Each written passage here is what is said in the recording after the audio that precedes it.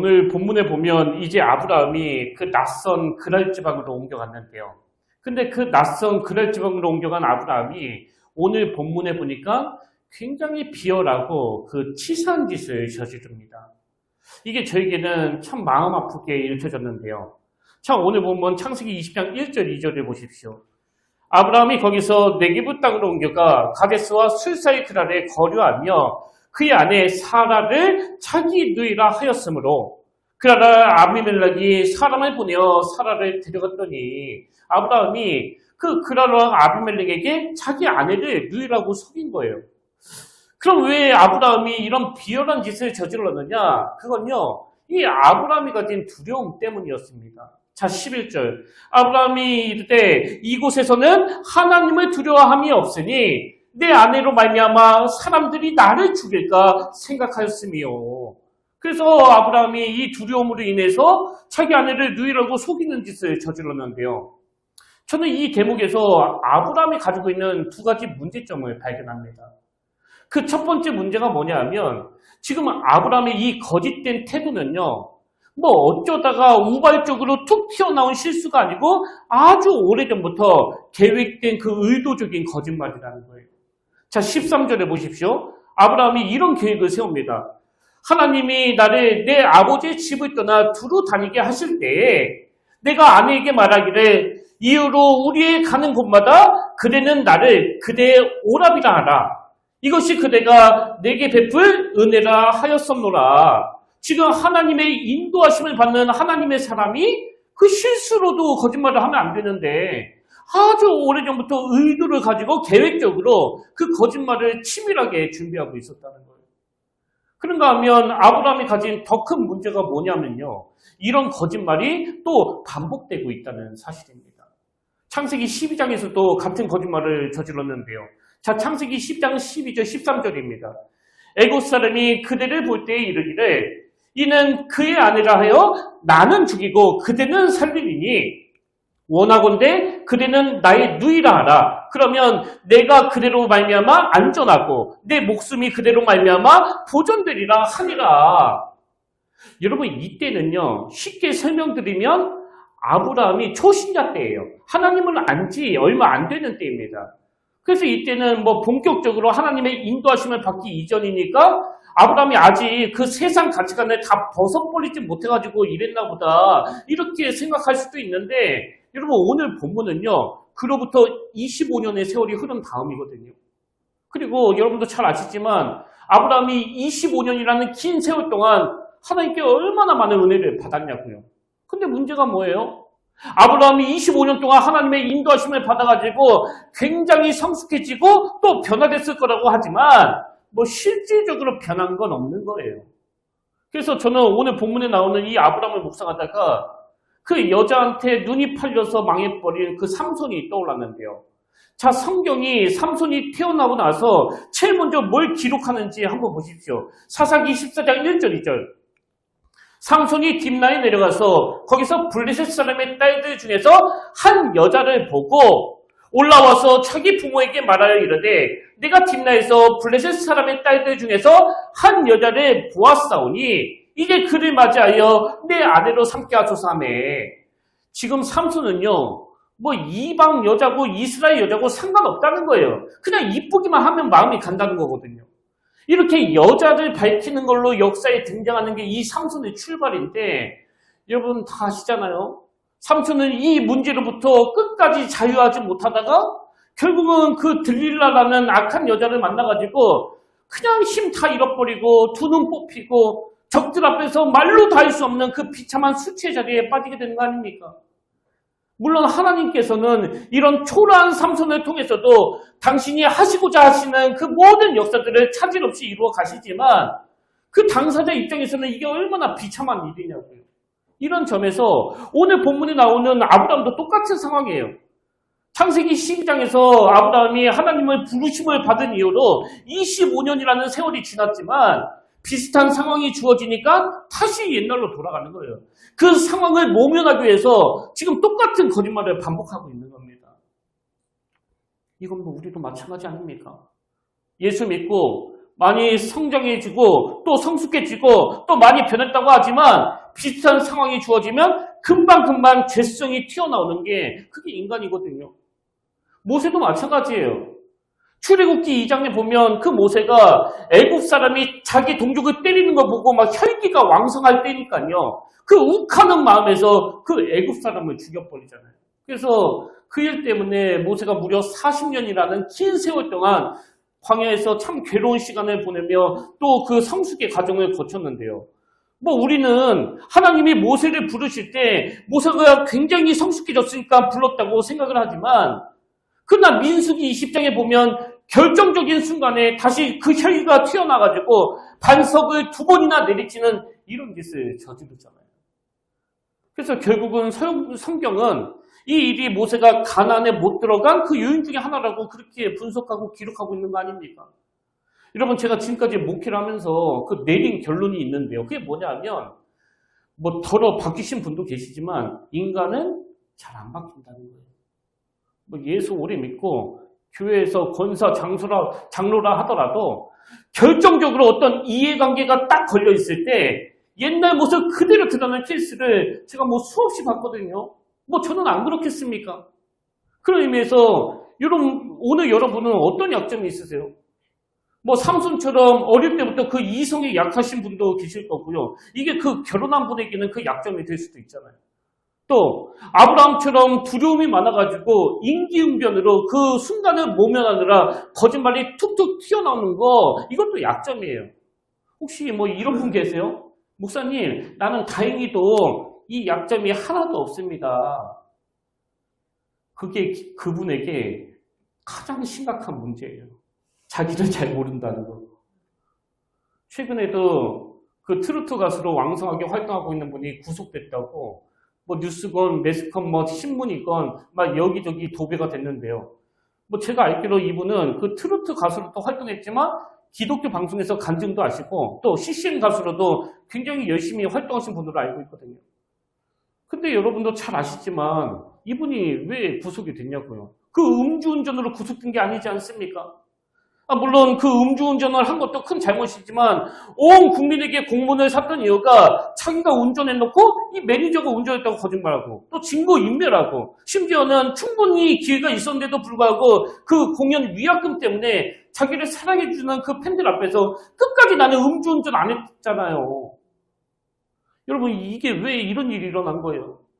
이렇게 어떤 이해관계에 딱 부닥칠 때 그 순간을 모면하기 위해서 자꾸 옛자가 튀어나오는 거 이게 바로 인간이거든요. 여러분 이거 인정하셔야 돼요. 그래서 여러분 저는 여러분에게 있는 이 약점을 그냥 방치해서는 안 되고요. 이게 내 인생의 발목을 잡는 흉기가 될 수 있다는 사실을 늘 두려워하면서 인식해야 된다는 겁니다. 왜? 뭐 삼손도 그렇고 그 트로트 가수도 그렇고 오늘 본문에서 하나님의 부르심을 받아 그 열방의 아버지가 되어야 이 아브라함이 이 약점을 그대로 방치하니까 지금 굉장히 초라하고 또 비참한 자리에 빠지게 됐잖아요. 근데 제가 이 본문의 흐름을 보면서 참 흥미로웠던 게 있는데요. 그게 뭐냐면 성경이 좀 의도적으로 이렇게 기록한 것 같아요. 하나님의 사람이라고 하는 이 아브라함과 그 대조적인 인물로 하나님을 믿지 않는 남자 하나를 등장시키는데 뭐 이 남자는 뭐 굉장히 멋있습니다. 그 남자가 바로 그라르왕 아비멜렉인데요. 자, 아브라함이 자기 아내를 누이라고 속이는 이런 치사한 짓을 하고 난 다음에 하나님이 그 아비멜렉에게 나타나셔서 뭐라고 말씀하시느냐? 본문 3절을 보십시오. 그 밤에 하나님이 아비멜렉에게 현봉하시고 그에게 이르시되 내가 데려간 이 여인으로 말미암아 내가 죽으리니 그는 남편이 있는 여자입니다. 그랬더니 아비멜렉이 아주 자신감 있게 하나님 앞에 이렇게 항변합니다. 4절 아비멜렉이 그 여인을 가까이 하지 아니하였으므로 그가 대답하되 주여 주께서 의로운 백성도 멸하시나이까? 자기는 아무 잘못이 없다는 거예요. 의로운 백성도 멸하시나이까? 그가 나에게 이는 내 누이라고 하지 아니하였나이까? 그 여인도 그는 내 오람이라 하였사오니 그 다음 보세요. 나는 온전한 마음과 깨끗한 손으로 이렇게 하였나이다. 지금 하나님 안 믿는 아비멜렉에게 이 아비멜렉이 하나님 앞에서 자기는 끝까지 나는 잘못한 거 없다고 그렇게 당당하게 말하는데요. 더 놀라운 건 뭐냐? 하나님은 그걸 또 인정해 주신다는 겁니다. 6절. 하나님이 꿈에 또 그에게 이르시되 내가 온전한 마음으로 이렇게 한 줄을 나도 알았으므로. 이게 참 묘한 대조 아닙니까? 지금 하나님의 사람이라고 하는 우리가 샘플처럼 여기는 그 믿음의 조상 아브라함은 오래전부터 그 거짓된 성품을 버리지 못해가지고 세상에 치사하기 짝이 없는 그런 모습을 보여주는데 여기에 반해가지고 하나님 안 믿는 이 그러랄 아비멜렉은 너무 멋져요. 하나님 앞에서 너무나 당당하게. 제가 여기에 굉장히 중요한 메시지가 있다고 저는 생각하는데요. 우리가 잘 알지만 뭐 사실 교회 다닌다고 다 정직한 것도 아니고요. 어떤 면에서 보면 안 믿는 사람들이 믿는 사람보다 더 정직하고 더 선량한 경우가 생각보다 많습니다. 제가 예전에 그 신학교 가기 전에 그 오리 코스 요리 식당을 운영했었다고 말씀드렸잖아요. 뭐 집안 사정이 너무 어려우니까 그 고등학교를 졸업하자마자 이런저런 아르바이트를 막 해가지고 그 모은 돈을 가지고 그 오리집에 들어가가지고 밑바닥부터 일을 배운 다음에 제가 그 식당을 인수해서 운영을 했었는데요. 그 식당이 거의 뭐 룸으로 되어 있다 보니까 뭐 예약 손님들이 많은 거예요. 그래서 학교에서 또 교회에서 또 대전은 그 연구소가 많이 있으니까요. 회식 장소로 그 단체 손님들이 오시는 경우가 굉장히 많았는데 하루는 어느 절에서 그 스님들이 단체로 예약을 하신 겁니다. 뭐 오리는 먹어도 괜찮나 봐요. 근데 그날 뭐 손님이 많아서 그랬는지 어쨌는지 정확하게 기억은 안 나는데 그 스님들의 모임 방을 담당하던 직원분이 아마 깜빡 잊으신 것 같아요. 원래는 코스 요리 순서가 뭐 생고기하고 뭐 주물럭 나가고 그 다음에 훈제 요리, 뭐 죽, 탕, 막국수 뭐 그리고 후식으로 이렇게 7차례에 걸쳐서 나가는데요. 이 직원분이 깜빡 잊고서 그 3번째 요리까지만 나간 겁니다. 저는 그때 그 카운터에 있어가지고 모르고 있다가 나중에 계산할 때야 그 사실을 알게 됐는데요. 이게 뭐 그 식당 주인 입장에서는 그 손님에게 얼마나 민망하고 또 죄송한 일이냐고요. 그래서 제가 너무 죄송하다고 말씀드리고 그 음식값을 다시 드리겠다고 그러니까요. 그 스님 중에 한 분이 뭐라고 말씀하시는가 하면 바쁘다 보면 그럴 수도 있죠. 그러면서 그 음식값을 안 돌려줘도 된다는 거예요. 스님이 뭐 너무나 따뜻하게 그런 이야기를 하시니까요. 제가 막 혼란이 오더라고요. 왜?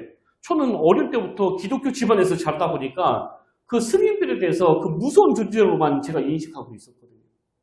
그리고 이 일 말고도 제가 뭐 사회생활 하면서 야박하고 깍쟁이 같은 사람이 아주 없는 건 아니지만 좋은 분들이 훨씬 많구나. 이걸 뭐 한두 번 느낀 게 아니거든요. 오늘 본문이 딱 그 상황이에요. 하나님의 인도하심을 받는다고 하는 그 믿음의 조상이라고 하는 아브라함은 치사기 짝이 없게도 자기 아내를 팔아먹는 이런 비열한 짓을 하고 있고요. 하나님 안 믿는 아비멜렉이라는 사람은 하나님도 인정해 주실 정도로 자기 나름대로 도덕적이고 윤리적이고 그리고 나는 다른 사람한테 아픔을 주지 않는다는 이런 당당한 모습 그리고 자부심을 보여주고 있는 겁니다. 하나님의 사람이라고 하는 이 아브라함 입장에서 또 비참한 게 뭐냐 하니까 세상 사람으로 상징되는 아브라함에게 이 아브라함이 엄청나게 꾸지람을 듣고 있다는 거예요. 9절. 아비멜렉이 아브라함을 불러서 그에게 이르되 내가 어찌하여 우리에게 이렇게 하느냐? 내가 무슨 죄를 네게 범하였기에 네가 나와 내 나라를 큰 죄에 빠지게 할 뻔하였느냐? 내가 합당하지 아니한 일을 네게 행하였도다. 그러면 이게 참 가슴 아픈 일 아닙니까? 제가 이 장면을 막 상상해서 보니까요. 뭐 모르긴 몰라도 아브라함은 하나님 안 믿는 그 아비멜렉에게 이런 꾸지람을 들었을 때 뭐 수치스러워가지고 정말 죽고 싶었을 것 같아요. 만약에 저 같아도 어느 불교 신자가 니까지 게 무슨 목사냐고 너 같은 거짓말쟁이가 무슨 목사냐고 사기꾼이지 그런다면 뭐 쥐구멍이라도 숨고 싶을 것 같아요.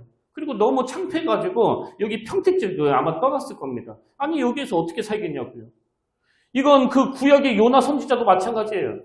우리가 지난번에도 살펴봤지만 그 선지자라는 사람이 니느웨 성으로 가라는 하나님 말씀에 불순종하고 다시스로 가는 배를 탔다가 그 풍랑을 만나가지고 막 죽을 고생을 하는데요. 그 과정에서 요나 선지자가 하나님 안 믿는 선장에게 어떤 꾸지람을 듣는지 한번 보십시오. 요나서 1장 6절. 선장이 그에게 가서 이르되 자는 자여 어찌함이냐 일어나서 내 하나님께 구하라. 혹시 하나님이 우리를 생각하사 망하지 아니하게 하시리라 하니라. 공동 번역으로 보니까 선장이 와서 보고 야단쳤다. 현대인의 성경. 선장이 그를 보자 고래고래 소리쳤다.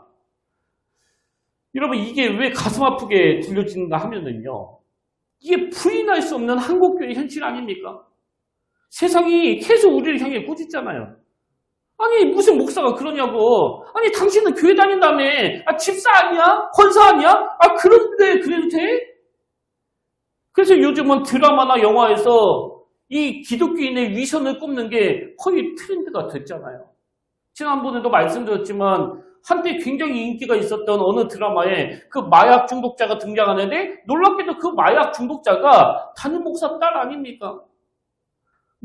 제가 그 드라마를 보니까 스토리 흐름상 그 마약 중독자가 들어가는 건 불가피한 것 같아요.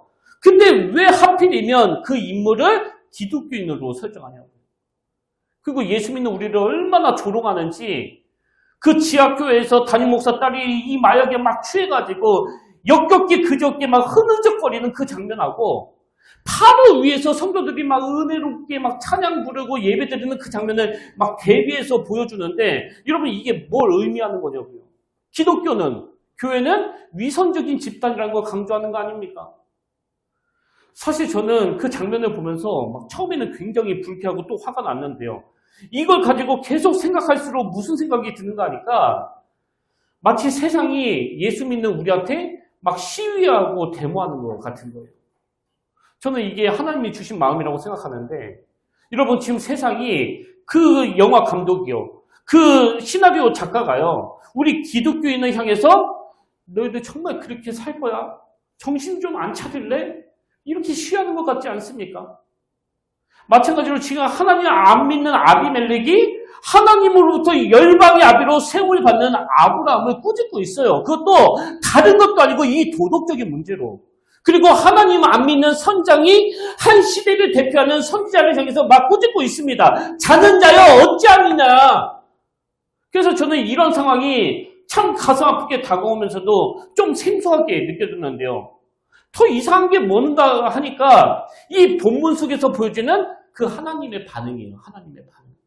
아까도 말씀드렸지만 지금 잘못은 그 거짓말은 아브라함이 한 거 아닙니까? 근데 하나님은 아비멜렉을 찾아가시는 거예요. 이것도 이상한데 아비멜렉이 주시는 말씀은 더 이상합니다. 자, 창세기 20장 3절을 보십시오. 그 밤에 하나님이 아비멜렉에게 현몽하시고 그에게 이르시되 네가 데려간 이 여인으로 말미암아 누가 죽습니까? 네가 죽으리니 그는 남편이 있는 여자입니다. 여러분 이게 이해가 되세요? 아니 아비멜렉은 이 아브라함에게 속은 것밖에 없는데 왜 하나님은 아브라함한테는 아무 말씀 안 하시고 그런데 하나님 모르는 이 아비멜렉에게 이렇게 무서운 말씀을 하시느냐고. 그리고 이게 다가 아닙니다. 하나님이 이 아브라함을 얼마나 대놓고 편애하시는지 여러분 7절을 보십시오. 하나님이 이렇게 말씀하세요. 이제 그 사람의 아내를 돌려보내라. 그는 선지자라. 그가 너를 위하여 기도하리니 내가 살려니와 내가 돌려보내지 아니하면 너와 내게 속한 자가 다 반드시 죽을 줄 알지니라. 여러분은 이 하나님의 말씀이 어떻게 들리세요? 하나님은 엄청 편애가 심하시고 엄청 편협하셔가지고 자기 자식에게는 잘못을 저질러도 그 공의의 잣대가 한없이 크시고 남의 자식이 잘못하면 절대 용서하지 아니하시는 그런 하나님으로 비춰주는 거 아닙니까? 오늘 제가 드리고 싶은 핵심 포인트가 바로 여기에 있습니다. 여기 나오는 그는 선지자라 할 때 선지자는 히브리어로 나비라는 단어인데요. 이 나비라는 단어는 기본적 의미가 부르다, 말하다 이런 뜻이거든요. 그래서 같은 단어가 구약에 한 군데 더 나오는데 자 출애굽기 7장 1절에 보십시오. 여호와께서 모세에게 이르시되 볼지어다 내가 너를 바로에게 신같이 되게 하였은즉 내 형 아론은 내 대언자가 되리니 이 대언자 이게 나비예요. 처음에 하나님이 이 모세를 부르실 때 모세가 저는 말을 잘 못하는 사람입니다. 저는 절대 지도자가 될 수 없습니다. 그러니까 하나님이 그럼 말 잘하는 네 형을 내가 대언자로 붙여줄게. 이게 나비예요. 그러니까 이 나비라는 단어가 누군가의 부름을 받아서 대신 말해주는 사람이라면 지금 하나님이 이방 사람 이 아비멜렉을 향해서 그는 선지자라 이 말씀을 주시는 이유가 뭐냐? 저는 그는 선지자라 이 말씀을 묵상하다가 아브라함을 향한 또 오늘 이 시대를 향한 하나님의 깊은 마음을 깨달았는데요. 하나님이 그 아비멜렉에게 아브라함의 신분을 드러내시는 이유는요. 뭐 잘못을 저지른 아브라함을 막 두둔하면서 얘 모세는 그 선지자야. 얘 건들면 너 큰일 난다. 얘는 무슨 짓을 해도 네가 건들면 안 돼. 얘는 하나님의 대언자란 말이야. 이렇게 아브라함을 편애하시기 때문이 아니고요. 지금 잘못을 저질러가지고 이 수치를 당하고 있는 아브라함을 다시 그 선지자의 자리로, 대언자의 자리로 되돌리기 위한 이 하나님의 기쁘신 마음이 담겨져 있는 겁니다. 그래서 오늘 본문에서 하나님의 목표는 수치의 자리에 있는 아브라함을 다시 제자리로 돌리시는 거예요. 자, 이게 무슨 말씀인지 제가 설명해 드릴게요. 구절을 다시 한번 보십시오. 아비멜렉이 아브라함을 불러서 그에게 이르시되 내가 어찌하여 우리에게 이렇게 하느냐? 네가 무슨 죄를 네가 범하였기에 내가 나와 네 나라를 큰 죄에 빠질 뻔하게 하였느냐? 네가 합당하지 아니한 일을 내게 행하였도다. 여러분 지금 아브라함이 아비멜렉에게 엄청 꾸지람을 말 듣고 있는데 여기가 그 선지자의 자리는 아니잖아요. 그 열국의 아비가 완전히 지금 궤도를 이탈한 상태 아닙니까? 그래서 하나님은 그 수치를 경험하게 함으로써 먼저 이 아브라함이 지금 이 선지자의 자리에서 이탈한 상태라는 걸 아비멜렉을 통해서 깨닫게 하시려는 거예요. 그럼 왜 하나님은 이렇게 일하시느냐? 원래 하나님의 공의는 그런 거거든요. 아브라함이 잘못한 걸 가지고 막 목 치고 내쫓고 무슨 벌 주는 차원에서 이루시는 게 아니라 하나님은 그 공의가 이 사랑으로 이루어지기를 원하시는 거예요. 그래서 하나님은 아브라함이 그 이방 사람에게 상상을 초월하는 수치를 경험하면서 내가 하나님의 말씀을 대언하는 선지자라는 걸 다시 인식하기를 바라시는 것이고 다시 원래 제자리로 찾아가게 하시라는 게 이 공의로운 하나님의 궁극적인 목표라는 겁니다. 그리고 이 하나님의 공의는 뭐 오늘도 마찬가지거든요. 여러분 사실 그 드라마에서 영화에서 예수 믿는 사람들의 위선을 이렇게까지 적나라하게 묘사하는 이런 유래가 있었냐고요. 지금 우리가 이 아브라함이 겪었던 그 수치를 똑같이 겪고 있는 거 아닙니까? 근데 하나님의 공의는 뭐라고요? 지금 궤도를 이탈한 한국교회와 크리스찬들을 혼내시고 때리시고 벌 주는 데에 목적이 있는 것이 아니라 예수 믿는 우리가 이 세상 사람들에게 그 수치를 경험하게 함으로써 다시 한번 우리의 신분을 자각하기 원하시는 거예요. 그래서 여러분 우리가요 뭐 그 사람이 뭐 믿는 사람이든 또 안 믿는 사람이든 간에 누가 옆에서 조언을 하면 좀 들으셔야 돼요. 좀 들으셔야 돼요. 여러분 본문 7절에서 왜 하나님이 아비멜렉에게 그는 선지자다. 그는 너를 위해서 기도하는 사람이다. 뭐 이런 말씀을 왜 하시겠냐고요. 아브라함이 지금 궤도를 이탈한 상태라는 걸 이 아비멜렉을 통해서 알기를 원하시기 때문 아닙니까? 근데 만약에 아브라함이 이 아비멜렉의 이야기를 그냥 귓등으로 들었다고 치자고요. 그러면 오늘 이 믿음의 조상 아브라함이 있을 수 있겠냐고요. 뭐 간혹 가다가 그런 분 계시잖아요. 나는 하나님만 상대해. 나는 하나님 말씀만 들어. 네가 뭔데 나한테 이래라 저래라야. 여러분 꼭 명심하세요. 아비멜렉은 그 하나님이 보낸 사람이에요. 나를 교정하기 위해서. 근데 예수 믿으면 믿을수록 점점 고집불통이 되고 대화가 안 되고 아집이 세가지고 한 번 생각한 거 죽어도 안 바꾸고 그러면 영영 그 제자리로 못 돌아가는 거 아닙니까? 여러분 다시 부탁드리는데요. 우리를 향해 조롱하고 비난하는 그 드라마만 욕하지 마시고 그걸 통해서도 이 하나님의 메시지를 발견하셔야 돼요. 안 믿는 사람이라 하더라도 얘기 좀 들으셔야 됩니다. 그리고 여러분도 잘 아시지만 우리에게는 너무나 믿기 어려운 그 복음을 전해야 되는 사명이 주어졌기 때문에 정말 삶 속에서 정직하려고 애쓰셔야 되고요. 아무리 사소한 약속이라 하더라도 우리가 실수하지 않으려고 몸부림을 쳐야 되는 거예요. 이렇게 하나님은 궤도를 이탈한 아브라함이 다시 원래 자리로 찾아가도록 그 이방 사람 아비멜렉에게 수치를 당하게 하시는데요. 여러분 오늘 본문 7절에서 하나님이 그는 선지자라 그가 너를 위해서 기도하리니 이 말씀을 주시고 나서 맨 마지막 결론이 어떻게 끝났는지 아십니까? 창세기 20장 17절에 보십시오. 아브라함이 하나님께 기도하며 다시 그 나비의 자리로 돌아간 거예요. 아브라함이 하나님께 기도하며 하나님이 아비멜렉과 그의 아내와 여종을 어떻게 했습니까? 치료하사 출산하게 하셨으니 하나님이 7절에서 아브라함에게 주셨던 그 말씀이 비로소 17절에서 성취가 되는 거예요. 그래서 저는 오늘 본문에서 하나님의 공의와 사랑의 그 너무나 완벽한 조화를 보는데요. 다시 말씀드리지만 여러분 하나님은 공의를 원하세요. 불법을 눈 감아주시는 분이 아닙니다.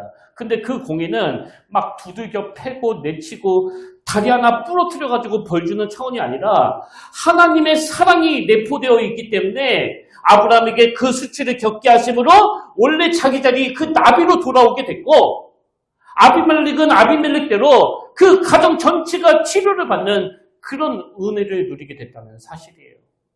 그런 의미에서 저는 오늘 본문 말씀을 가지고 저와 여러분이 기도 제목으로 삼아야 될 세 가지를 간단하게 알려드리고 말씀을 마무리하기를 원하는데요. 자, 첫 번째로 뭘 기도해야 되느냐? 내 신분의식이 회복되기를 기도하셔야 된다는 거예요. 내 신분의식이 회복되기를.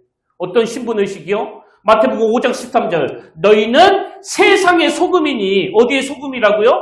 교회의 소금이 아니에요. 세상의 소금이에요. 너희는 세상의 소금이니 소금이 만일 그 맛을 잃으면 무엇으로 짜게 하려? 그에는 아무 쓸데없어 다만 밖에 버려져 사람에게 밟힐 뿐이니라. 그 다음 14절. 너희는 세상의 빛이라. 어디의 빛이라고요? 세상의 빛이에요. 너희는 세상의 빛이라. 산 위에 있는 동네가 숨겨지지 못할 것이요. 그래서 여러분 우리는요. 교회 안에서만 그 빛을 드러내고 교회 안에서만 맛을 내는 게 아니라 세상의 빛이자 세상의 소금이에요. 이게 우리의 신분입니다. 그래서 저와 여러분 모두가 다 이 신분의식이 회복돼서 결국 하나님이 원하시는 거 16절 이같이 너희 빛이 사람 앞에 비치게 하여 그들로 뭘 보고 너희 착한 행실을 보고 하늘에 계신 너희 아버지께 영광을 돌리게 하라. 이게 우리의 첫 번째 기도 제목이 되어야 하고요. 그런가 하면 두 번째로 뭘 기도 제목으로 삼아야 되느냐? 내 약점 관리입니다. 내 약점 관리. 그래서 지금 우리를 향해서 비난과 조롱의 말을 쏟아내는 이 세상의 아우성에 대해서 왜 우리한테만 뭐라고 하느냐고 그러는 게 아니라 그 비난 속에 내포된 요구에 대해서 우리가 귀를 기울이면서 나에게는 그런 약점이 없는지를 돌아보셔야 된다는 거예요. 왜? 안 그러면 그 약점이 반드시 내 발목을 잡는 치명적인 흉기가 되기 때문에. 그리고 마지막 기도 제목이 제일 중요한데요. 그게 뭐냐니까 나는 내 본능이 이 불쑥불쑥 튀어나오는 이 죄성을 가진 존재라는 걸 인정하면서 하나님께 은혜를 구하는 겁니다.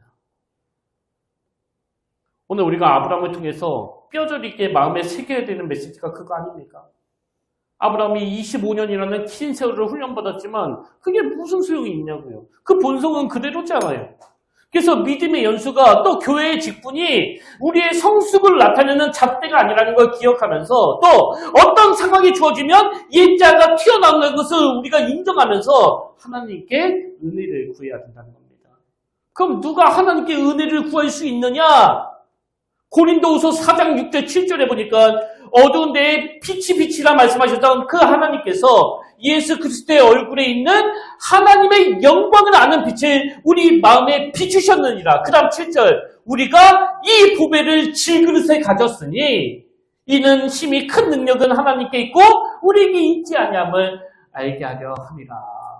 누가 그 은혜를 구할 수 있다고요? 자기 자신이 질그릇이라는 걸 자각하는 그 사람이에요. 날마다 연약한 자신에 대해서 절망하는 그 사람이 바로 이 은혜를 구할 수 있다는 겁니다. 여러분 아무리 모태신앙이고 목산수를 받았어도요. 저는 깨지기 쉬운 질그릇이에요. 아무리 교회 열심히 다니고 말씀을 많이 읽는다 하더라도 우리는 깨지기 쉬운 질그릇입니다. 그래서 영적으로 깊어지면 깊어질수록 자기를 신뢰하지 않기 때문에 그 하나님을 더 의지하게 되는 거거든요.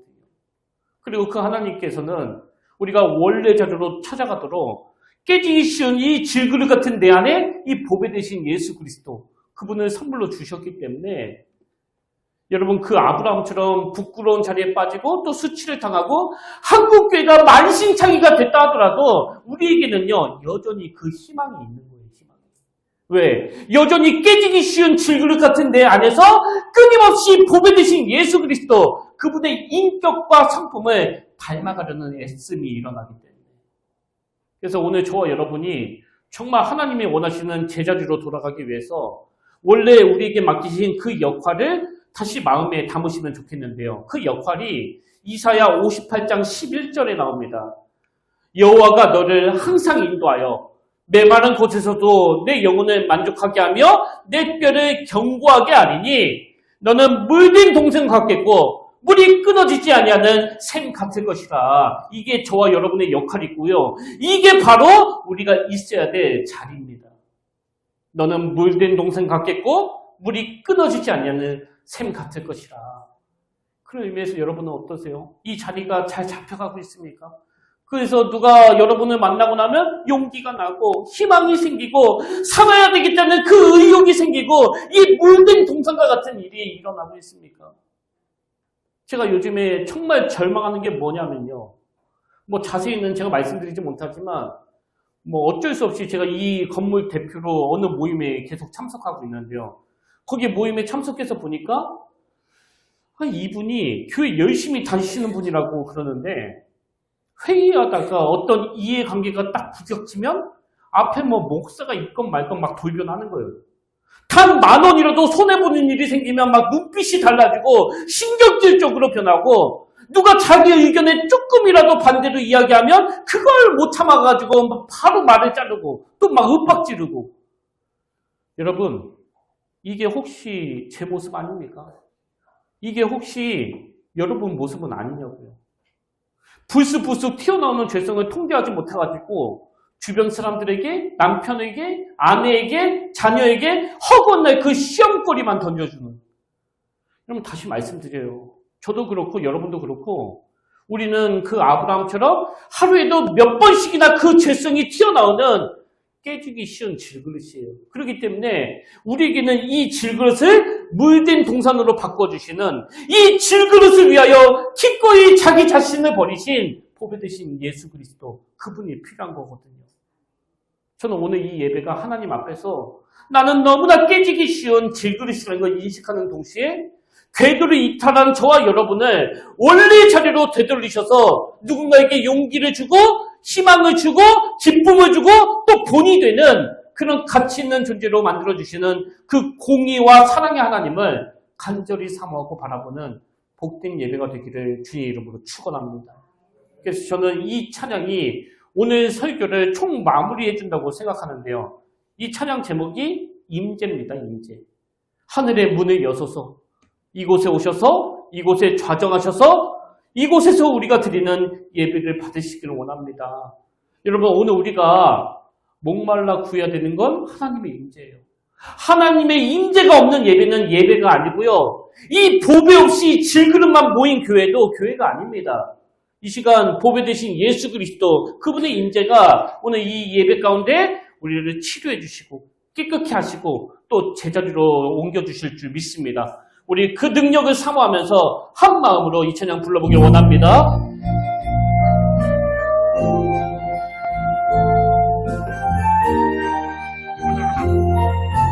하늘의 문을 여소서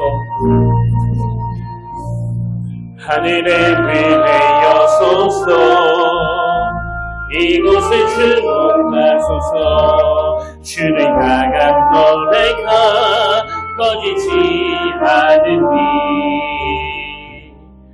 하늘을 열고 서서 이곳에 임재하소서 이곳에 임재하소서 주님을 기다립니다. 기도의 향기가 하늘을 닿으니 주여 임재하여 주소서 이곳에 오셔서 이곳에 앉으소서. 이곳에서 드리는 예배를 받으소서. 주님의 이름만이 오직 주의 이름만 이곳에 있어. 이곳에 오셔서 이곳에 앉으소서. 이곳에서 드리는 예배를 받으소서. 주님의 이름만이 오직 주의 이름만 이곳. 우리 다시 한번 찬양합니다. 하늘의 문을 여소서. 하늘의 문을 여소서. 이곳을 주목하소서. 주를 향한 노래가 꺼지지 않으니 하늘을 열고 이곳에 임재하소서. 이곳에 임재하소서. 주님을 기다립니다. 기도의 향기가 하늘에 닿으니 주여 임재하여 주소서. 이곳에 오셔서 이곳에 앉으소서. 이곳에서 드리는 예배를 받으소서. 주님의 이름만이 오직 주의 이름만 이곳에 오셔서 이곳에 앉으소서. 이곳에서 드리는 예배를 받으소서. 주님의 이름만이 오직 주의 이름만 이곳에 있습니다. 아멘. 기도하시겠습니다. 고마우신 하나님 아버지, 아브라함이 자기 신분을 잃어버리고 참 비참하고 초라한 자리에 빠져 있을 때도 하나님은 그를 내치고 다른 사람으로 교체하시는 것이 아니라 아비멜렉을 통해서 그 수치를 경험하게 함으로써 말미암아 다시 제자리를 찾아가기를 원하신다면 오늘 예배하는 우리에게도 그 동일한 은혜를 허락하여 주시기 원합니다. 그래서 껄핏하면 튀어나오는 이 죄성으로 누구에게 시험거리를 던져주고 내 유익을 위해서 거짓말을 내뱉는 게 우리의 자리가 아니라 세상의 빛과 소금의 역할을 감당하기 위하여 누구보다도 정직하고 누구보다도 친절하고 누구보다도 선량한 그 자리가 우리의 자리가 되게 하여 주시옵소서. 그런가 하면 하나님, 다시 제자리로 돌아가는 아브라함을 통해서 하나님 안 믿는 아비멜렉 가정에 치료의 역사가 일어났듯이 우리 평택교회 안에도 이런 놀라운 역사가 일어나길 원합니다. 그 일이 가능하기 위해서 우리의 신분의식이 하나님이 원하시는 그 자리까지 가도록 도와주시고 주변 사람들의 말을 경청하며 하나님께 은혜를 구하는 믿음의 성도님들 되도록 인도하여 주시옵소서. 그 은혜를 베풀어 주시는 그 주님을 의지하며 사랑이 많으신 예수님 이름으로 기도드립니다. 아멘. 이제 우리 다 자리에서 일어나셔서 파송 찬양으로 주만 바라볼지다 이 찬양 함께 부르기를 원하는데요. 이 시간 어두움에 밝은 빛을 비춰주시고 그 빛과 소금의 역할을 감당하도록 날마다 은혜를 베풀어 주시는 그 주님을 바라보면서 우리 이 찬양 함께 부르기를 원합니다.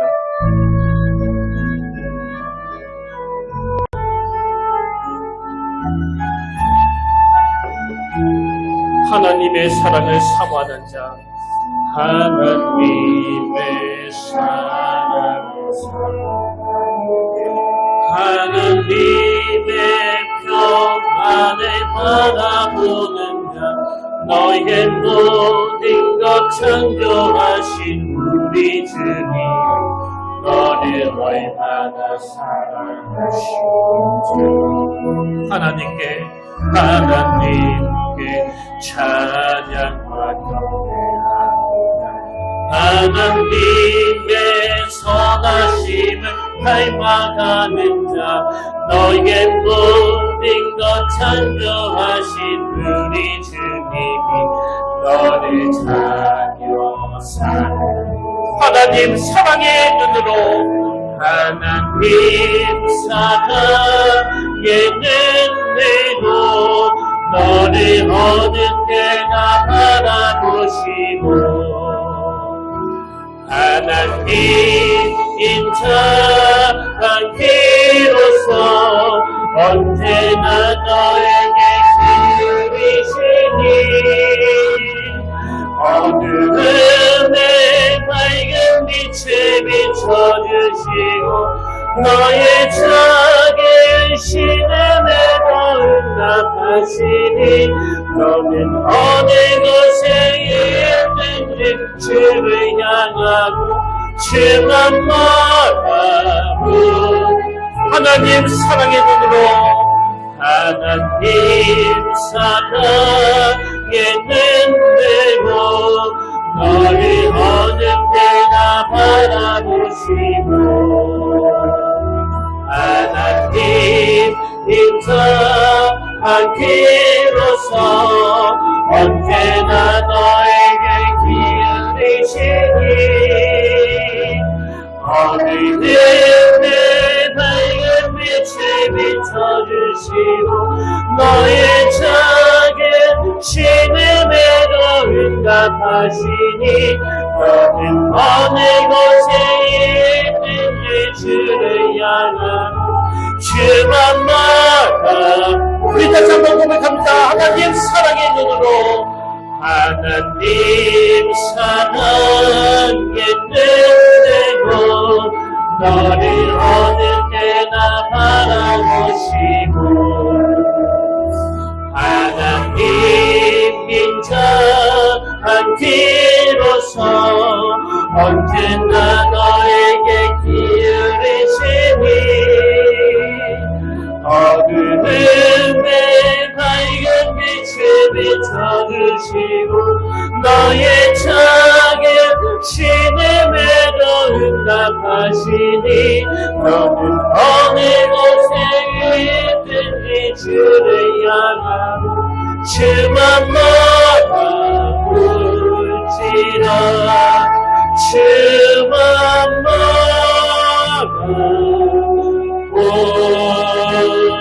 바라볼지라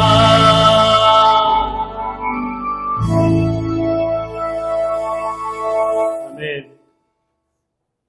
여호와가 너를 항상 인도하여 메마른 곳에서도 내 영혼을 만족하게 하며 내 뼈를 견고하게 하리니 너는 물된 동산 같겠고 물이 끊어지지 아니하는 샘 같을 것이라. 하나님 우리가 날마다 이 인도하심을 경험하며 형통의 삶을 살아가기를 원합니다. 오늘 우리 모두가 하나님 앞에 깨주기 쉬운 질그릇이 바로 나 자신임을 고백하오니 이제는 내 옛자를 벗어버리고 주변에 믿지 않는 자들에게 또 지쳐있는 자들에게 물된 동산과 같은 역할을 감당할 수 있도록 보배되신 주님 일하여 주시옵소서. 그래서 삶 가운데 누구라도 예수 믿는 나를 만나고 나면 용기를 얻고 예수 믿는 나를 만나고 나면 다시 삶의 의욕을 얻게 되는 이런 놀라운 일이 일어나며 우리의 착한 행실이 하늘에 계신 하나님께 영광이 되는 귀한 재료가 되도록 인도하여 주시옵소서. 이번 한 주간 이 꿈으로 이 소망으로 한 주를 잘 버텨내며 하나님께 은혜 구하기를 쉬지 않는 아름다운 평택교회와 아름다운 성도님들이 다 되게 하여 주시옵소서. 이제는 우리 주 예수 그리스도의 은혜와 하나님 아버지의 다함없는 사랑과 성령님의 감동, 감화, 위로, 교통, 충만하심의 역사가 오늘 주신 말씀 마음에 담고 힘어도 다시 제자리로 돌아가 가치 있는 존재로 살아가기로 다짐하며 예비하는 모든 주의 자녀들 머리 위에 지금부터 영원토록 함께 하시기를 간절히 축원하옵나이다.